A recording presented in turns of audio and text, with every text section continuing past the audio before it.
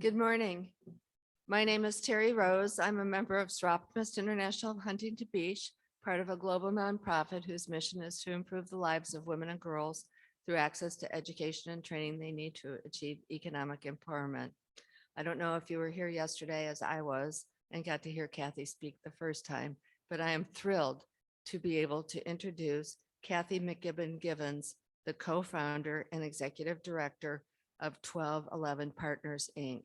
And I'd like you to know that this is being recorded.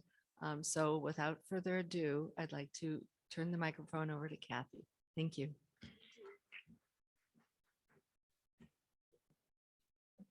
Good morning again, everyone. I'm gonna probably end up taking this off. And so I'm gonna try this clicker thing to see if it works. And it does, yay. Okay, so thank you so much for joining. I'm gonna take this off, I can't. Mentor circles, and we've heard about mentorships. Yesterday, I talked about building relationships and just seeing people as they are. What does that little girl need? What do we need to build strong, healthy, trusted partnerships with survivors and overcomers of trafficking and exploitation? So some of the objectives for today, we're going to dive deeper into what I was talking about yesterday, understanding how to engage with overcomers, because a lot of times there's questions, right? What do I say? What do I do? Do I just go up to someone and say, I'm sorry that you were trafficked? Like, what does that look like? All these are really, really practical questions, and we all think them. We may not say them, but we think them. And so I want to make you guys, just empower you guys to have these comfortable conversations and how to engage with individuals with lived experience. And then also the introduction to mentor circles. It's a pretty new concept, and I'm so excited about it. We've started it in Houston, Texas, and it's been thriving thus far. And so I want to introduce it to you, and hopefully you guys can give it a try in your agencies and your nonprofits. And then also trauma informed has become a buzzword. It really has. It's one of those things that comes along with human trafficking. Okay, human trafficking got to be trauma informed. What does that mean? It's going beyond just the checklist of like taking, TBRI training or, coming to these webinars and saying, okay, now I'm trauma informed. It's a little more than that, right? And so how do we move past going from the buzzword of trauma informed and diving deeper into what does that truly mean? Also, how to develop those relationships. So I'm starting today with a pretty dark quote, right? And it's an actual quote from a trafficker. We pulled it from what they call the pimp, quote unquote, Bible, right? There's this manual, there's this code that traffickers usually go by. And it says, and we changed it. We made sure that we changed some of the wording. So if you can use your imagination of what it really said, it's horrible and it's degrading. So it says, water a plant and she will grow how you want her to grow. This is called the process of seduction. This is called the grooming process that we're familiar with, right? And what that really means is saying, hey, I'm going to feed into this person, this individual, everything that I want this individual to be. I'm going to water her with all of the street game, right? I'm going to water her with all of my rules as a human so that she or he can be the person that I want them to be. It's ownership, and it's horrible. And so when we talk about the process of seduction, we talk about, am I doing the thing? Okay. We talk about what this looks like, right? I'm like, oh my God. So the first stage of the grooming process or the process of seduction is relationship. They make sure that they befriend you, right? It can look like a friendship. It can look like a relationship. It can look like, hey, just come hang out, right? Just buddies. And then it can fuel into something else. In my own personal experience, it was a dating relationship is what it became. So when we think about like trafficking, I think someone else mentioned this yesterday. We're not looking for the white van that's going to pull up, even though that does happen. Abduction does happen to a lot of people, but we're not looking for the white van to pull up, right? And snatch kids away. We're looking for people who are developing and creating these relationships with motive. And so after they form the relationship, it moves into intoxication. Intoxication can look like drugs, alcohol, substance, but it's also intoxication can be the glamorous lifestyle. For me, that's what my intoxication was. My addiction was feeling needed. I was addicted to being wanted. I was addicted to belonging. That was my need. That was my addiction. So every time he told me, oh my gosh, you're going to be so great. I need you on my team. I need you in my life. I need you. It fueled my addiction of belonging, right? And so intoxication is not only necessarily limited to substance, but what is that vulnerability that this trafficker and this person, this perpetrator identified in this individual? Because that's what they're going to intoxicate them with, intoxicating their lifestyle. And then after that, division. So alienation, alienated from your support circle, right? Individuals in your life, maybe the individual is coming home or the youth is coming home and now she just hates mom or he just hates mom and can't stand the rules. And their moral compass is slowly being broken down. They're very, very intentional about separating individuals from their support system. And when I mean separating, it doesn't mean physically. First, they start mentally and emotionally and spiritually. I need to create a divide there so that they can come in and again, take complete ownership of this person, right? And of their mind. And then we go into isolation. So once this process, the relationship intoxication and division happens, then we go into isolation. Now you have the person, you have the youth's attention, right? Everything that has to do with anything first has to go through this trafficker because now you have them in the palm of your hand. Thinking like a trafficker, they have them in the palm of their hand. Now they're isolated. Now everything, all of their friends are gone. They hate mom and dad. So now they're only listening to me. I'm feeding them and intoxicating them with everything that I want them to do, thinking again and speaking in terms of like the role of a trafficker. And then once they successfully do that, it's capitalized. So just really quickly, for me, it looked like, hey, I'm in love with this person. Everything that I can't believe that he's attracted to me. Oh my goodness, I'm head over heels over this person. And then intoxication.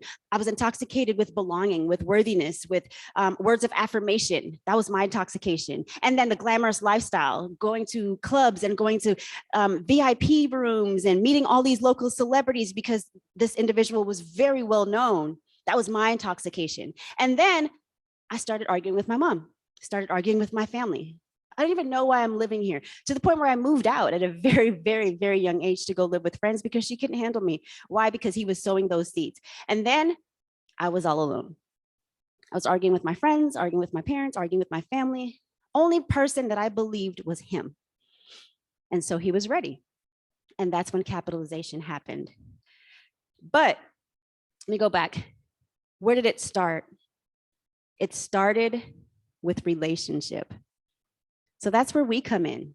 If we can undo all that, if you look at this and just go all the way back through division, isolation, intoxication, you'll get a mindset of like, oh, this is what I have to undo to make sure I'm there for these individuals, because it started with relationships. So healthy relationships is, again, how we start partnering with individuals who have gone through such a thing as trafficking. So what is mentorship? Mentorship is providing guidance. Mentorship is hanging out with, making friends with individuals, right? Hanging out with individuals, especially youth. It's being their champion, right? It builds social capital and building, again, a trusted relationship, but really it's just a partnership. I don't care how young the youth is that you're saying that you're going to mentor. It is literally a partnership. We have to give these individuals agency to say, okay, this is what I think I want to do with this stage of my life. However they can communicate that to you, you then step in and say, okay, I'm going to partner with you to meet that need. In this stage of my life, I want to go get chocolate ice cream every day. Okay, I'm going to give you a ride to get chocolate ice cream every day. It's literally that practical. That's how you meet the needs of individuals. And then, so it says here that evidence suggests that hiring staff who have been sexually exploited for traffic victims helps build trust. And the reason why that's in there is because we're going to talk about peer mentorship and peer relationships and peer partnerships. A lot of times when we start talking about peer mentors, peer relationships, peer partnerships, everyone that's not a peer, or maybe you have not lived through or experienced human trafficking, everyone that's not a peer kind of says, oh, that's not me. I can't help because I'm not a peer. You absolutely can. And we're going to talk about how you can do that. So mentorship provides community. In Texas, where I'm from, the reason why we created mentor circles and this program was in response because, you know, the pandemic was really hard for a lot of people, obviously, right? It's still hard for all of us. But when it hit, we noticed that a lot of the individuals that we were mentoring and that we were walking alongside were falling off, and they were going right back into the life of trafficking. If not right back into the life, they were online, posting on OnlyFans and all the things, right, to try to make ends meet because they were losing jobs left and right. And it was like, what are you doing? We've worked so hard. And these individuals, mind you, were individuals that have already graduated programs, meaning they've done their 6 to 12 months, some of them 18 months in residential programs. All this, we celebrated their graduations. We were like, oh my gosh, you did it. You're like 2 years out of the life and you're thriving. And then you're not. You're posting ads on OnlyFans. You're setting up these dates online. You're thinking about going back to even walking the street. Like, what happened? Was it that our programs failed? Is it just that we're building really crappy residential programs? Absolutely not. The number one response when questioned, and we did a focus group format, when questioned, the number one response was lack of community. I'm out here alone. So even after they went through programs, and like residential care programs are amazing, but when they're in residential care programs, what do? You have full staff. You have people on payroll that are paid to champion individuals, right? You have people on payroll that are there to make sure that there's some kind of structure to hold accountability, to make sure that, hey, you can do this, you're going to thrive. But then what happens after graduation? What happens when they leave? What happens when the youth age out? They're left by themselves on their own. And so 1211 was literally created in response to that. This program was created in response to that. And again, speaking to the pandemic, we created the mentorship program. And when you think of mentorship, you're thinking of like, okay, well, I'm going to help them meet individual goals. I'm going to like walk alongside them to make sure that they get to XYZ. But however, when everyone was losing their jobs and homes were falling apart, youth were not going to school, we had to pivot very quickly. So it didn't look like, okay, what is your goal for the future? It looked like, what are your basic needs? That's mentorship. What do you need today, now? A lot of families were facing eviction. A lot of families were facing like their utilities getting cut off. If you think of mentorship, that's not the first thing that we think about, right? We're thinking about like, hey, I'm gonna like be your hero, I'm gonna be your cheerleader. But mentorship quickly turned into meeting individual basic needs. So we had to pivot really, really quickly to find the resources to do that. That's mentorship. Mentor circles are non-hierarchical mentor partners that are comprised of a peer partner, an ally partner, a career path mentor partner, and the survivor partner themselves. So they are all a part of this circle. And the reason why we did that, because let's just be real, if you've ever mentored anyone, especially with complex trauma such as trafficking, it's hard. It's hard on one person. It's hard for the individual that's receiving the mentorship, and it's also hard for the person that's trying to serve this individual, right? Because you have to wear multiple hats. Like I said, we had to pivot very quickly. Oh my gosh, my lights are off. I don't want to talk about going and getting my GED. I don't want to talk about that because I'm hungry. I have no food at home, right? And then now I'm having flashbacks about being in the life again. I'm having a desire or a temptation to contact my ex-trafficker or my pimp because I don't have any money.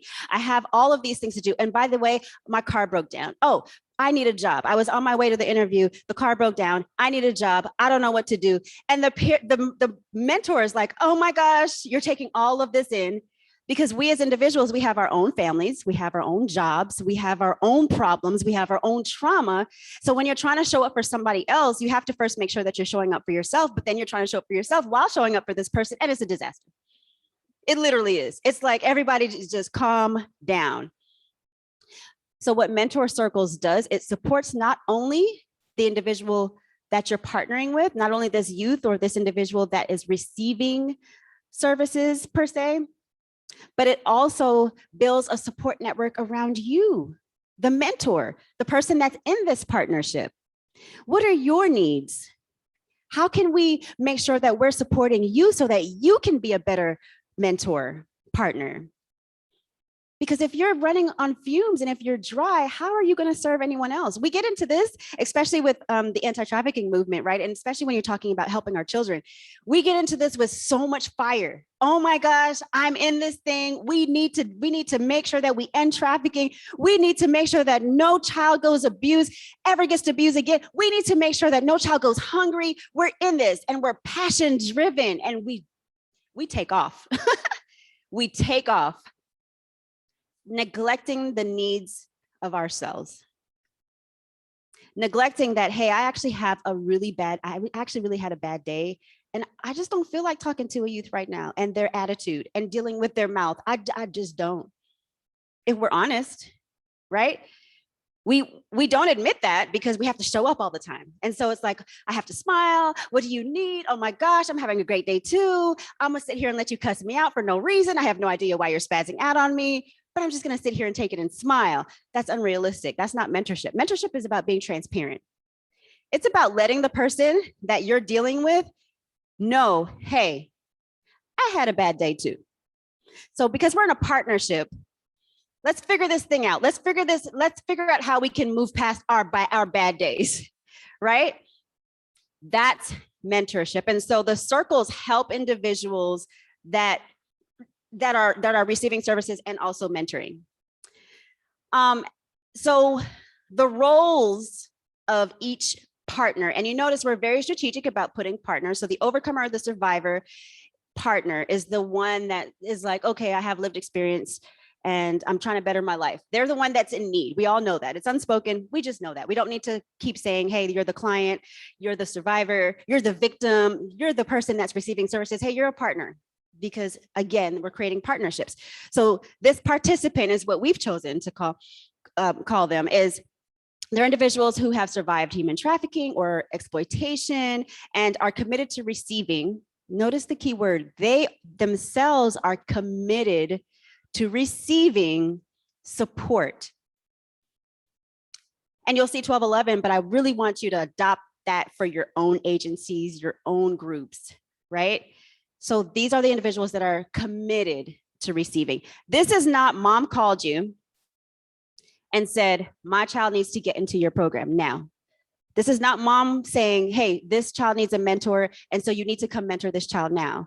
And the child comes in there unwillingly and not even wanting to participate. This is the child saying, okay, I'm willing to give you a try. I'm willing to talk with you. They have to like make a commitment on their own, or it's not a partnership. It's just another form of authority telling them what to do again, because mom or dad thinks that this is what I need to do. So I'm just going to go ahead with it, right? Or even coming out of the justice system, because I have to like, this is a part of my probation. I got to do it. So I'm just going to, there's no agency in that. So in order for mentor circles to work, the participant needs to be willing. Next, we have the peer mentor partner. This is critical because, someone like myself I have lived experience specifically with trafficking. If I'm partnering with an individual with the same lived experience, they can't really pull a wool over me like that, right? They can't say that, oh, it's just my trauma and that's why I cussed everybody out. No, actually, you're being manipulative right now. Let's talk about why. Is it because of the things that we learned in the game? Oh yeah, in the lifestyle, this is what I had to do. This is what my trafficker had me doing, and da, da, da. And we can have conversations like that without it feeling like, oh my gosh, I don't want to expose all of my business. Because when you're talking to someone as a person with this type of experience, when you're talking to someone without that experience, it's just weird. It's awkward because number one, you don't want to feel like you don't want to create a pity party. You already know, like, the person feels sorry for you, but you also don't want to be a burden. And you feel like you don't belong. I talked a little bit about that yesterday. And so with a peer mentor, we can talk without even using words. I know your cues. Like, I know that when you look away and you look down, I know what that's from because I have to do the same thing. Different paths, same journey. Right? And so my story is not everyone else's story, and their story is not mine. However, the rules of the game, of the lifestyle, are the same. And that trauma, a lot of it is the same. And so that peer mentor can get right in and say, okay, calm down because you're spazzing out.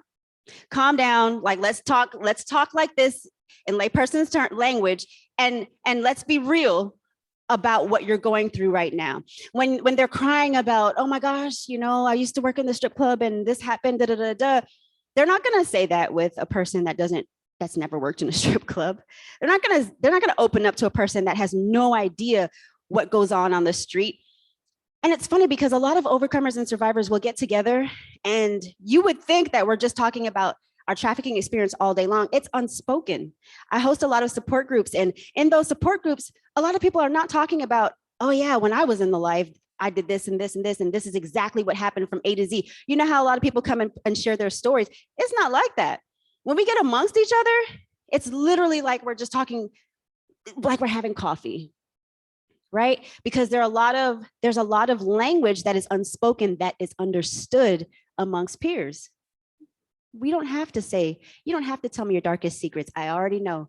I feel you. And so the peer mentor is a critical and a vital role in this mentor circle partnership, right? So mentor circles, number one, they have to include a willing participant, and then they have to include someone with lived experience. Then we have the ally mentor partners. These are individuals with no lived experience, but they have a heart, and they have the conviction, and they want to walk alongside people. They know that this is what they've been called to do, and not for pity, simply because I like to see people thrive. I want to see people succeed, and you deserve to succeed.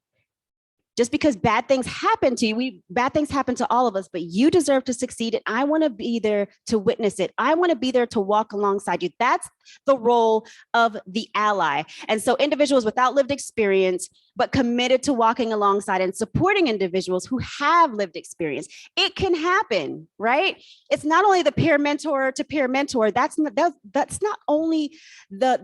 only relationship that an individual with lived experience needs. They need people who have not walked in their shoes to open up their minds to seeing other things, to hearing other things. If we're only talking about trafficking, or we're only talking about, oh yeah, I was in the life too, how are we growing?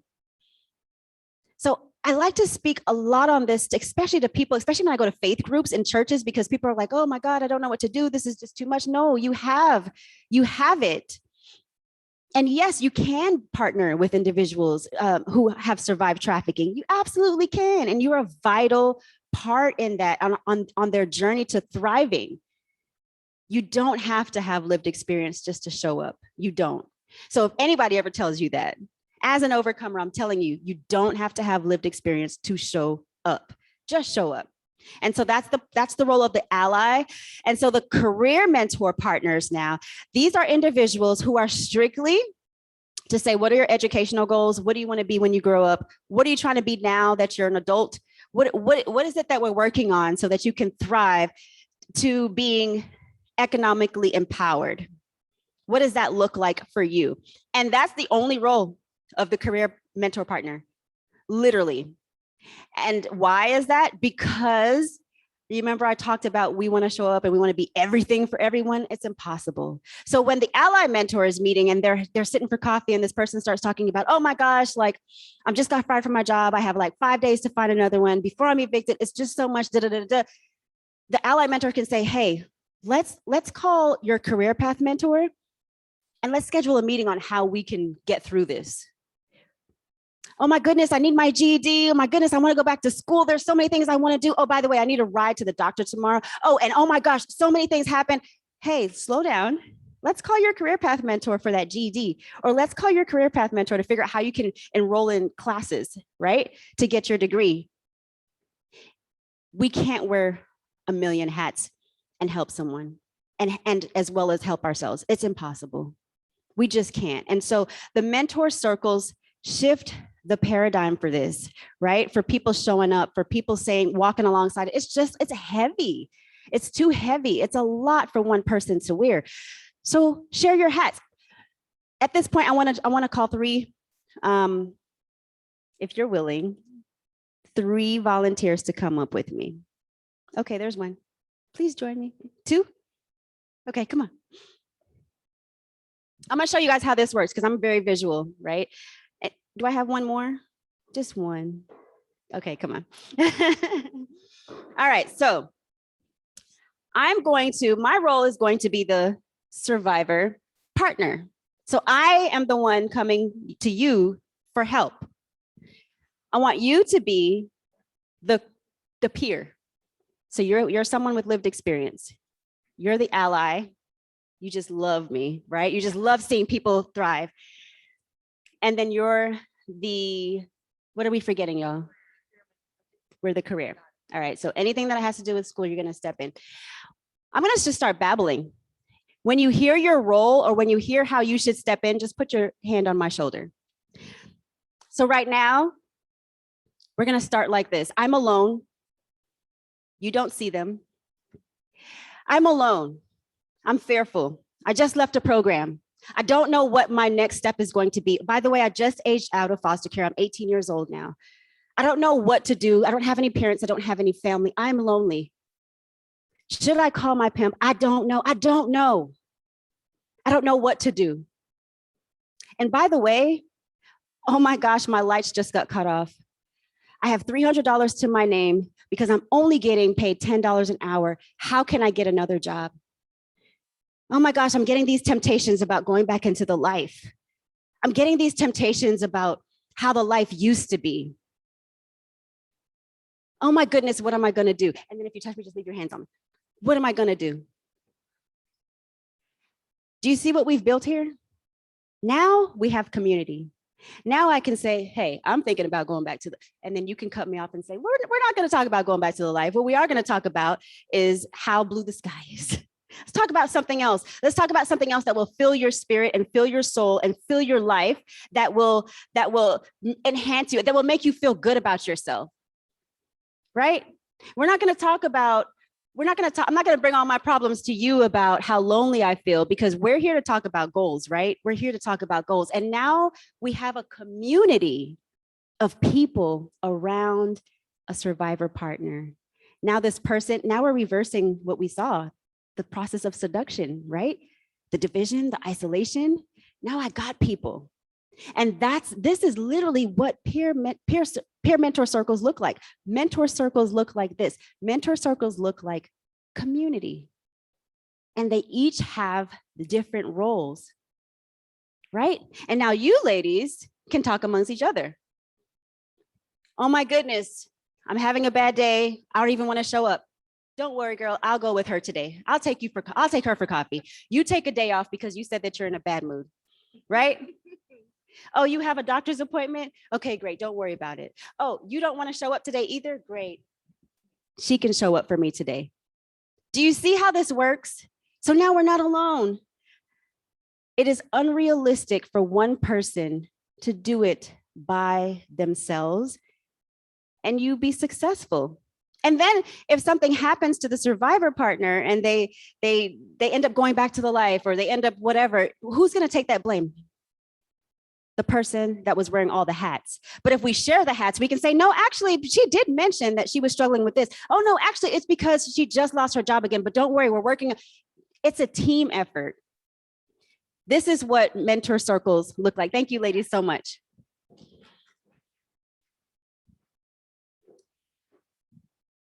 And so victims of trafficking play multiple roles. So when we talk about we often talk about the event of trafficking, and And oh my gosh, this person was trafficked. And we know like what that means as far as like federal language and the definition of trafficking. And I'm sure you've heard overcomers stories about what that means. But oftentimes what we don't talk about as overcomers is what we had to do. It's not just, oh my gosh, I was sold for sex or labor, but I had to be the servant. I had to be the maid. When that trafficker and his children made a mess of the house, I had to be the one to clean it up. I had to serve him outside of, you know, him selling me. I had to serve him. I had to, like, anytime he wanted his shoes tied, I had to tie his shoes. The credit, a lot of times individuals come in, especially youth, especially young people that are trafficked or exploited. They come in with no credit, right? And so that's perfect for an individual to, perfect for a trafficker to put everything in their name and use their name for this and use their socials for this. We have a lot, and I'm sure you know too, we have a lot of individuals right now that don't even know like half of the stuff that's on their credit. They don't even know where that came from. They don't even have access to their social security cards or IDs. Shoplifter, debate, burglar, right? All of these things, but all of these things are also skill sets. So we can change our perspective, right? When we listen to the needs of individuals who have been trafficked and they start sharing what they've experienced outside of being sold for sex or labor. Listen, as a mentor, you want to listen. Oh, wow. So your pimp used to like let you go out and recruit other people, or else you would catch the consequences.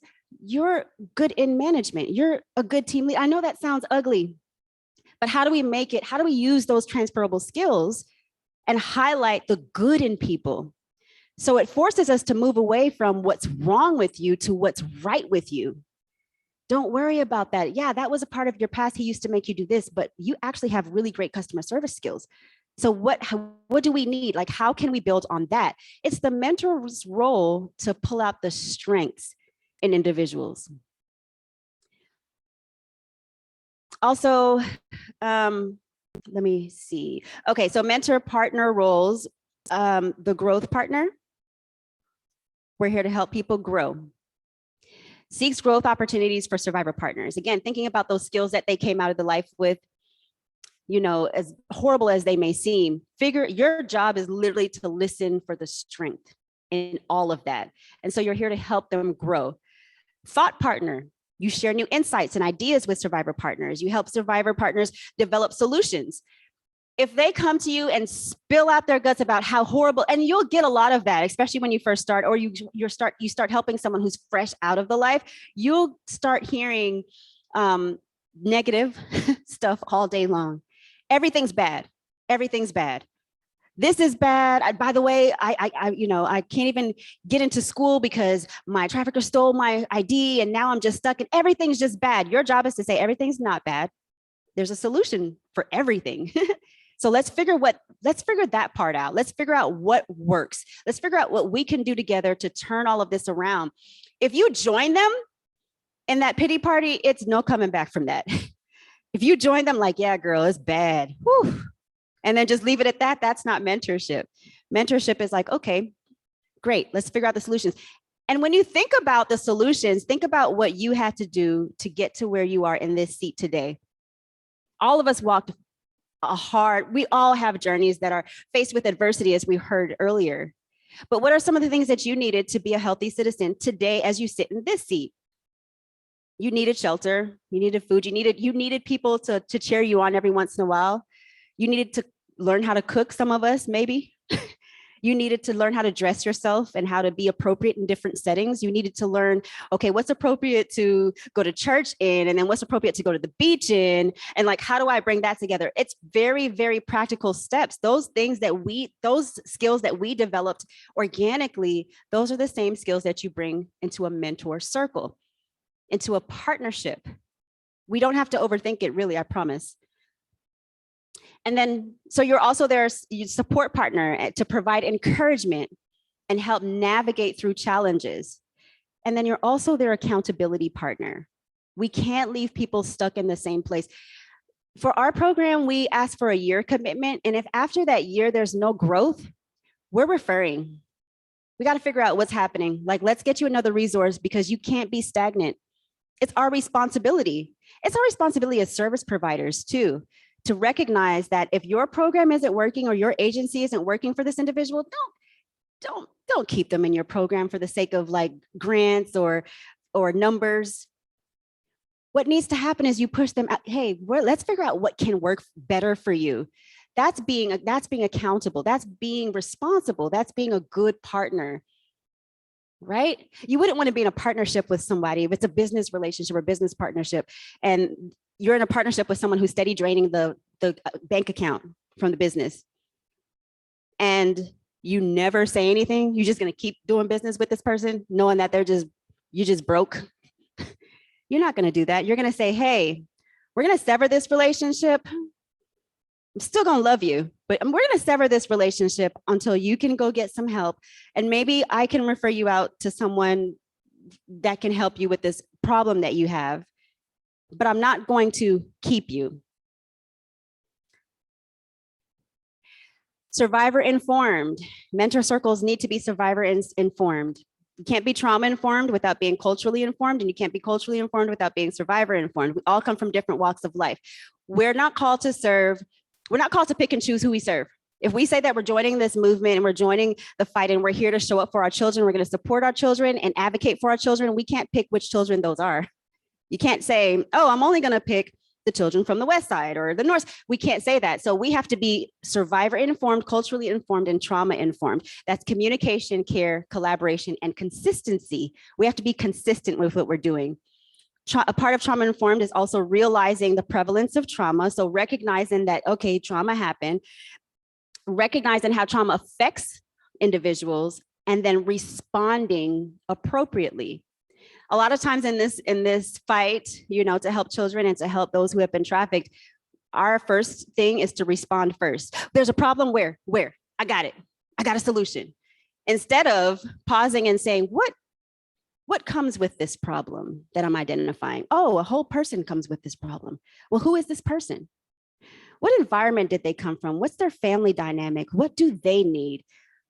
Do they have a religious preference?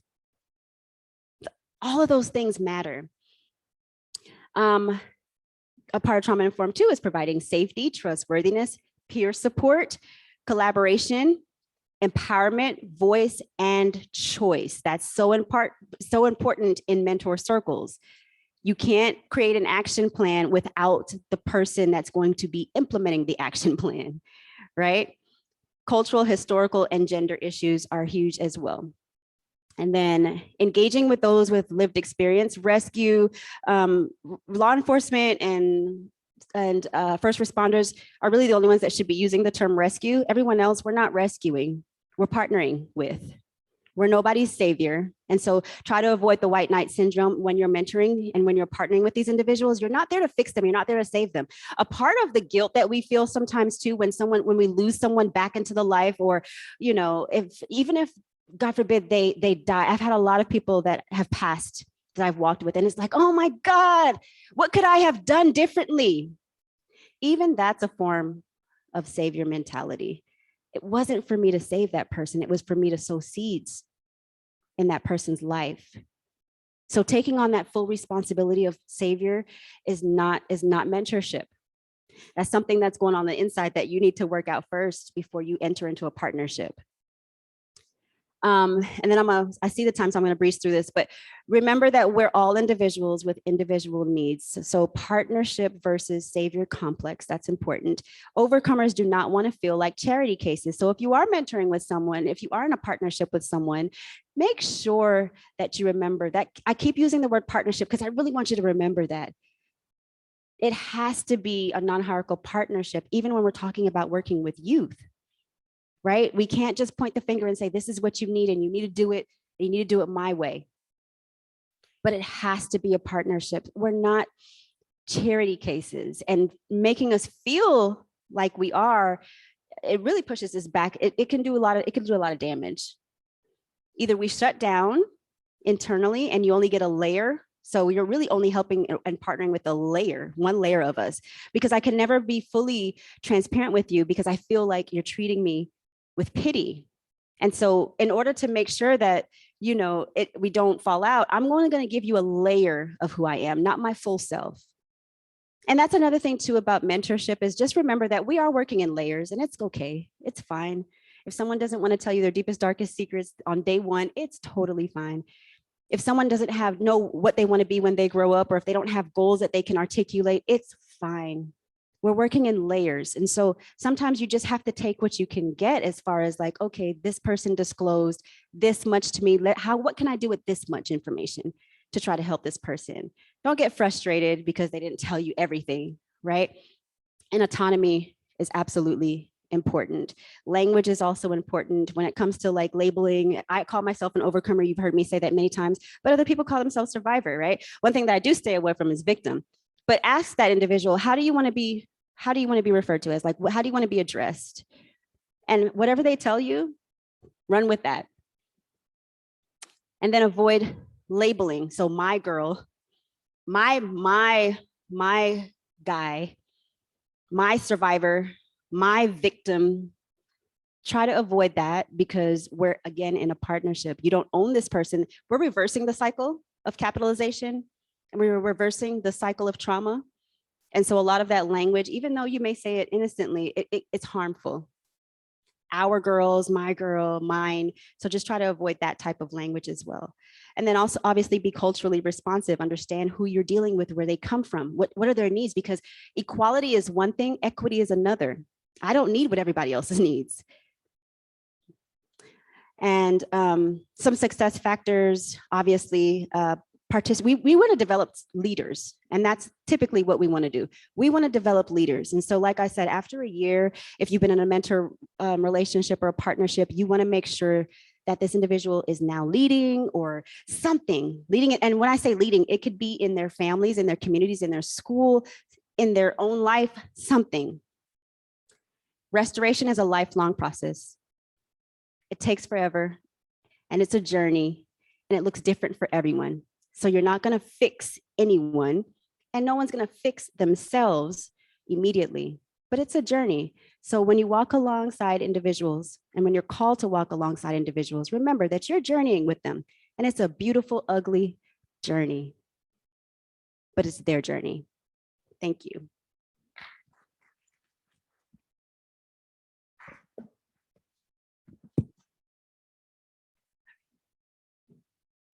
Thank you, Kathy, and thank you all for joining us for the Mentoring Circles workshop this morning. The other workshops that are not in this room are out the door to the building, straight to sort of dogleg to your left.